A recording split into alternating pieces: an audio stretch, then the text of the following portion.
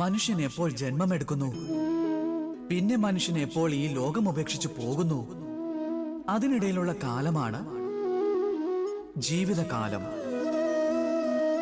നമ്മുടെ ഈ ജീവിതത്തിൽ എപ്പോഴും സംഘർഷം ഉണ്ടായിക്കൊണ്ടേയിരിക്കുന്നതാണ്. പഠനത്തിനായി, ജോലിക്കു വേണ്ടി, ഇതിനെല്ലാത്തിനും യുദ്ധം ചെയ്യേണ്ടി വരുന്നു. എന്നാൽ ഈ സംഘർഷത്തെ നേരിടുവാൻ വേണ്ടി പ്രകൃതി നമുക്ക് മറ്റൊരു മാർഗം നൽകിയിട്ടുണ്ട്. പരിശ്രമം. നിങ്ങൾ ഈ ചെറിയ കുഞ്ഞുങ്ങളെ നോക്കൂ. ഒന്നും സംസാരിക്കാറില്ല, ഒന്നും മനസ്സിലാക്കുകയുമില്ല. എന്നാൽ സ്വന്തം ശക്തി ഉപയോഗിച്ച് സ്വയം നടക്കാനായിട്ട് ശ്രമിച്ചുകൊണ്ടേയിരിക്കുന്നു. എഴുന്നേറ്റ് നിൽക്കുന്നു, വീഴുന്നു, വീണ്ടും എഴുന്നേൽക്കുന്നു. അങ്ങനെ ഒടുവിൽ അവർ നന്നായി നടക്കാൻ പഠിക്കുന്നു. കാരണം എന്തെന്നാൽ അവർ മനസ്സുകൊണ്ട് തോൽക്കുന്നില്ല.